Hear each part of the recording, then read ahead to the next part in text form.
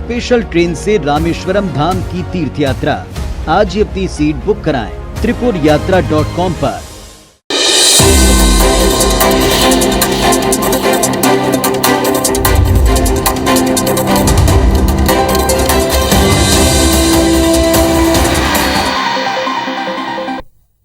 नमस्कार। पूरा दिन बीत जाने के बाद एक ऐसा न्यूज बुलेटिन जो अगले 24 मिनट में आपको यह बताएगा कि मध्य प्रदेश में आज क्या हुआ। न एजेंडा, न शोर शराबा, बात आपके सरोकार की, खबर आपके बहुत काम की। तो हम आपको बताएंगे कि मध्य प्रदेश में आज क्या हुआ।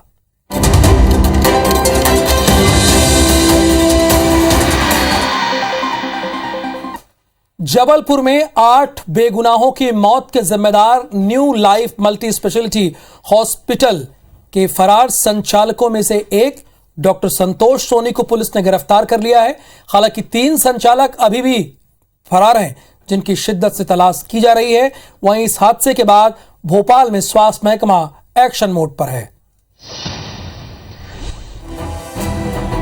जबलपुर के new life multi speciality hospital अग्निकांड में जिनकी लापरवाही से 8 जिंदगियां तंदूर बन गई, उनमें से एक गुनहगार पुलिस के हत्थे चढ़ा है। आरोपी संचालक डॉक्टर संतोष सोनी उमरिया में छिपा था, जहां पुलिस ने उसे धर दबोचा। वहीं और 3 फरार संचालकों की गिरफ्तारी के लिए पुलिस ने आधा दर्जन टीमें बनाई है। हमने अलग अलग टीमें गठित की हैं, जो कि हर आरोपी संचालक के पीछे लगी हुई है। पुलिस सरगर्मी से तलाश कर रही है और बहुत जल्दी इनको पकड़ लेंगे। दूसरी तरफ जबलपुर अस्पताल अग्निकांड के बाद भोपाल में स्वास्थ्य महकमा एक्शन मोड पर आ गया है। मंगलवार को अस्पताल संचालकों के साथ बैठक के बाद बुधवार को स्वास्थ्य विभाग की टीम ने 2 अस्पतालों का औचक निरीक्षण कर इंतजामों की पड़ताल की। मानक जो मापदंड है उनसे अलग हटके पाया जाता है, तो CMHO उसको राइट होते हैं कि उसके नर्सिंग का रजिस्ट्रेशन कैंसिल कर दिया जाए। जब स्वास्थ्य विभाग अक्सर हादसे के बाद ही जागता है। अगर हमीदिया अग्निकांड के बाद सबक लेकर महकमे ने निजी अस्पतालों के लाइसेंस को लेकर सख्ती बरती होती, तो यूँ हादसे पर हादसे नहीं होते।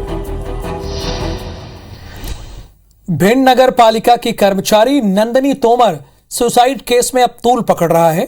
लव जिहाद की आशंका की जांच की मांग को लेकर बुधवार को भिंड बंद रहा। करणी सेना और बजरंग दल के कार्यकर्ताओं ने लाहार चौराहे पर चक्का जाम करके हंगामा किया।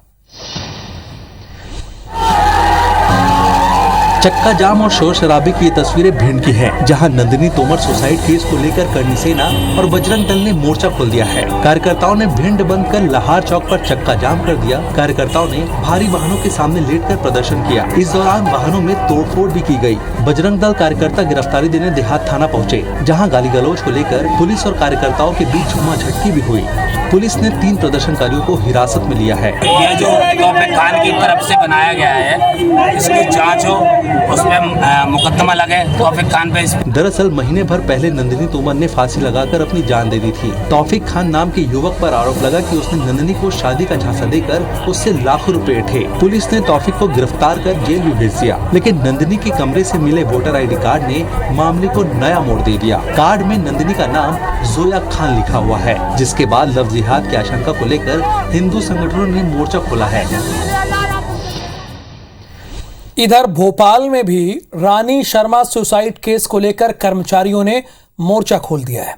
मध्य प्रदेश कर्मचारी मंच ने सरकार से मामले की उच्च स्तरीय जांच के साथ ही खाली पदों पर जल्द भर्ती की मांग की है। संघ का आरोप है कि कर्मचारियों की कमी के चलते काम का दबाव ज्यादा है। Madhya Pradesh industrial development corporation यानी MPIDC की मैनेजर रानी शर्मा सुसाइड केस को लेकर कर्मचारी संगठनों ने मोर्चा खोल दिया है। इसे लेकर मध्य प्रदेश कर्मचारी मंच ने मुख्यमंत्री और मुख्य सचिव को पत्र लिखा है, जिसमें 3 लाख से ज्यादा खाली पदों पर जल्द भर्ती की मांग की गई है। संघ ने दलील दी कि स्टाफ कम होने से कर्मचारियों पर काम का दबाव ज्यादा है। इसी दबाव के चलते रानी शर्मा ने अपनी जान दी। प्रमुख सचिव और उनकी निजी स्थापना में पदस्थ श्री बरौनिया जी द्वारा काम का काफी दबाव बनाया जाता था। कर्मचारी मंच ने सरकार को विधानसभा के मॉनसून सत्र तक का अल्टीमेटम भी दिया है। रानी शर्मा के परिवार को न्याय नहीं देती है और रिक्त पड़े खाली पदों को नहीं भरती है, तो आगामी विधानसभा सत्र में हम इस मामले को जोरदार ढंग से आंदोलन के रूप में उठाएंगे। रानी शर्मा ने सोमवार को अपने अपार्टमेंट की 5वीं मंजिल से कूदकर सुसाइड कर लिया था, जिसके बाद पिता ने विभाग के PS समेत एक अन्य अधिकारी पर प्रताड़ना के आरोप लगाए हैं। मध्य प्रदेश में आज ईओडब्ल्यू ने कई जगहों पर छापेमारी कर करोड़ों की बेनामी संपत्ति का खुलासा किया। जबलपुर में जहां नगर निगम के इंजीनियर पर शिकंजा कसा, वहीं भोपाल में उच्च शिक्षा विभाग के क्लर्क के घर पर छापेमार की कार्रवाई हुई।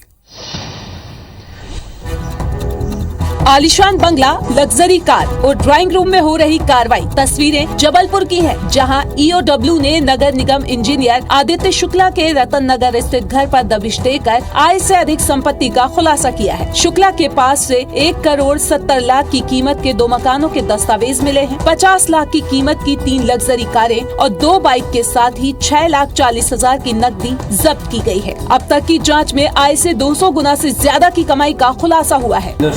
हुए उसके आधार पर ये पाया गया है कि इनके जो वैध स्रोत हैं आय के, उसकी तुलना में 203% संपत्ति और व्यय इनके द्वारा किया गया था। इसी तरह की एक कार्रवाई ईओडब्ल्यू ने भोपाल के बैरागढ़ में की, जहां चिकित्सा शिक्षा विभाग के क्लर्क हीरो केसवानी के घर दबिश दी। कार्रवाई के दौरान क्लर्क ने जहर पी लिया, जिसके बाद उसे हमीदिया अस्पताल में भर्ती कराया गया है। उधर ग्वालियर में लोकायुक्त पुलिस ने सहकारिता विभाग के निरीक्षक केशव टंडन को 15,000 की रिश्वत लेते रंगे हाथ गिरफ्तार किया है।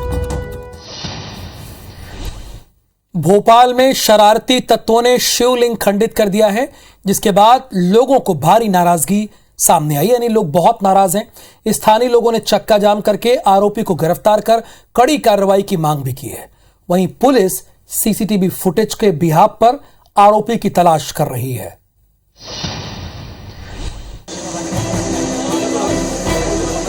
भोपाल में सावन महीने के बीच धर्मकांटा इलाके में शिवलिंग तोड़े जाने की घटना के बाद लोगों में भारी आक्रोश दिखा।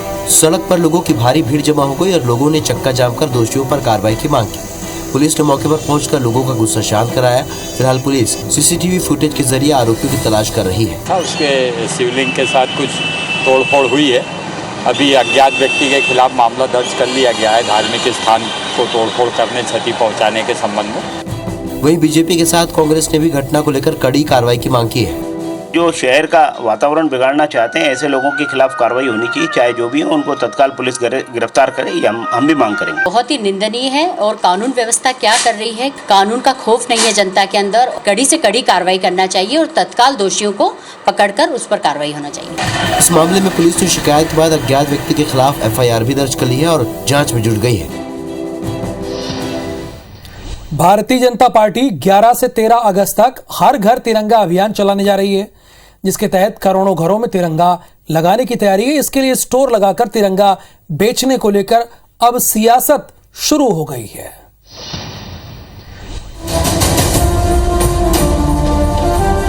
बीजेपी के हर घर तिरंगा अभियान को कांग्रेस पहले ही हजम नहीं कर पा रही थी। ऊपर से पार्टी दफ्तर में तिरंगा बेचने के लिए स्टोर लगाने को लेकर उसे बीजेपी को फिर घेरने का मौका मिल गया है। बीजेपी की तिरंगा बेचने के जवाब में कांग्रेस के विधायक आरिफ मसूद ने अपने विधानसभा क्षेत्र में लोगों को मुफ्त तिरंगा बांटने का ऐलान किया है। भोपाल वालों, चिंता मत करो, 15 अगस्त जश्न बहुत अच्छे से मनाएंगे। 10, 11, 12 3 दिन मैं भोपाल में निःशुल्क तिरंगे भी भेंट करूंगा। वहीं बीजेपी की दलील है कि वो तिरंगा बेच नहीं रही है, लोगों को उपलब्ध करा रही है। तिरंगा को बेच नहीं रहे हैं, तिरंगा की उपलब्धता करा रहे हैं। मुझे मेरे घर पर तिरंगा लगाना है। कांग्रेस तो विकृत मानसिकता का राजनीतिक दल है, अब इसको ही आप कहने लग गए। तिरंगे पर सियासत पहली बार नहीं हो रही है।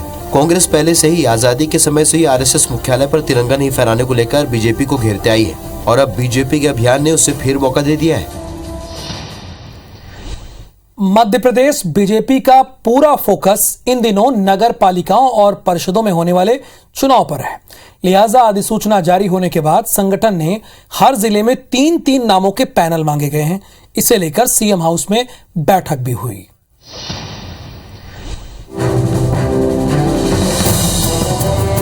बीजेपी ने नगर पालिका और नगर परिषदों में अपना अध्यक्ष उपाध्यक्ष बनाने के लिए जिला अध्यक्षों से 3-3 नामों का पैनल मांगा है। बीजेपी के सामने बड़ी चुनौती बिना विवाद के निर्वाचन की है। लिहाजा इसे लेकर सीएम हाउस में हुई बैठक में सीएम शिवराज ने प्रदेश अध्यक्ष और मंत्रियों से लंबी चर्चा की। उन नेताओं के नाम भी मांगे गए हैं जो 3-4 बार पार्षद रहे हैं। कुछ जगहों पर सीनियर तो कहीं कहीं युवा नेताओं को मौका देने की रणनीति है।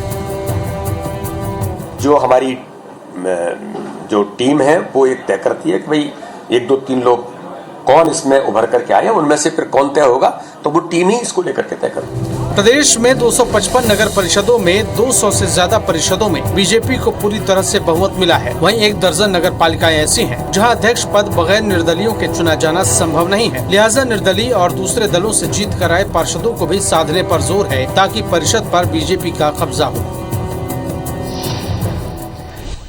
नगरीय निकाय और पंचायत चुनाव के नतीजे आने के बाद बीजेपी में अंदरूनी घमासान मचा हुआ है। केंद्र और राज्य सरकार के मंत्रियों के खिलाफ चुनाव हराने की शिकायतें लगातार प्रदेश संगठन के पास पहुंच रही हैं।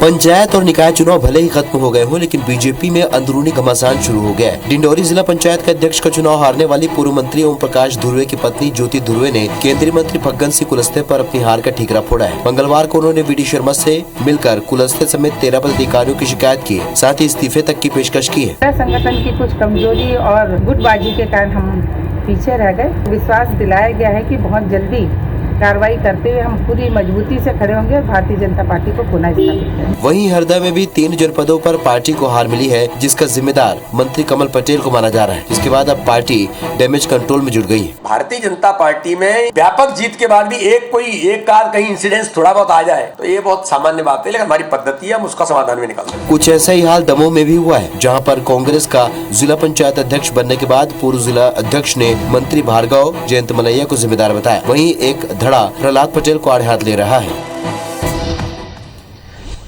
मध्य प्रदेश में नगर निगम सभापति और नगर पालिका नगर परिषदों में अध्यक्षों का चुनाव चल रहा है, लेकिन इन सब के बीच अब सरकार के सामने शहर सरकार चलाने के लिए आर्थिक मोर्चे पर चुनौतियां ज्यादा हैं, क्योंकि बड़े बड़े वादों का बोझ सरकारी खजाने पर पड़ना है, जिस पर कांग्रेस सवाल उठा रही है।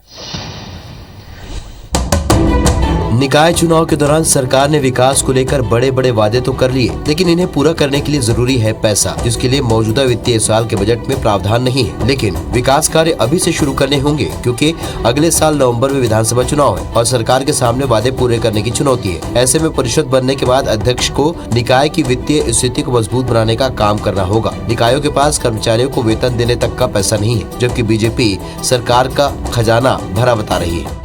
ये शिवराज जी मोदी जी की सेवा काल है और इसमें धन की कमी नहीं आंदी जाएगी। विकास के लिए तो कम से कम कोई धन की कमी नहीं है।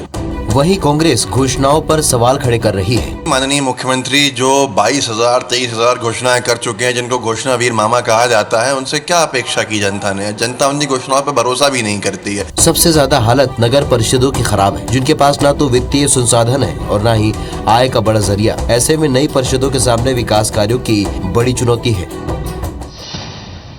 मध्य प्रदेश में छात्र संघ चुनाव को लेकर अब छात्र संगठन खुलकर मैदान में उतरने वाले हैं, क्योंकि उच्च शिक्षा विभाग के कैलेंडर के मुताबिक अगस्त सितंबर में इलेक्शन होना है, लेकिन अभी चुनाव की कोई सुगबुगाहट ही नहीं है। प्रदेश में बीते 4 साल से छात्र संघ का चुनाव नहीं हुआ है। प्रवेश प्रक्रिया के अंतिम दौर में पहुंचते ही छात्र संगठनों की गतिविधियां कॉलेज कैंपस में दिखने लगी हैं, लेकिन अभी ये तय होना बाकी है कि छात्र संघ चुनाव होंगे या नहीं, और होंगे तो किस प्रणाली से होंगे। उच्च शिक्षा विभाग के शैक्षणिक कैलेंडर में अगस्त सितंबर में छात्र संघ चुनाव प्रस्तावित है, लेकिन कोई सुगबुगाहट नहीं होने से छात्र संगठन नाराज है। उच्च शिक्षा मंत्री से भी मिलकर उनको ये विषय से अवगत भी कराया था और ये मांग है अखिल भारतीय विद्यार्थी परिषद की कि जल्द से जल्द छात्र संघ करवाया जाए। ग्वालियर में छात्र संगठन आंदोलन की तैयारी भी कर रहे हैं। वहीं बीजेपी कांग्रेस नेता भी मांग कर रहे हैं कि छात्र संघ चुनाव समय पर कराए जाएं। अगर लगातार ये बात उठ रही है तो सरकार उस पर गंभीरता से विचार करेगी। जो नए बच्चे हैं जो राजनीति में आना चाहिए, वो उन बच्चों के लिए भी भारतीय जनता पार्टी सीधी सीधी बाधा है। NSUI ने साफ कर दिया है कि अगर राजस्थान और छत्तीसगढ़ की तर्ज पर छात्र संघ चुनाव नहीं हुए तो प्रदेश स्तर पर आंदोलन होगा। अब गेंद उच्च शिक्षा विभाग के पाले में है।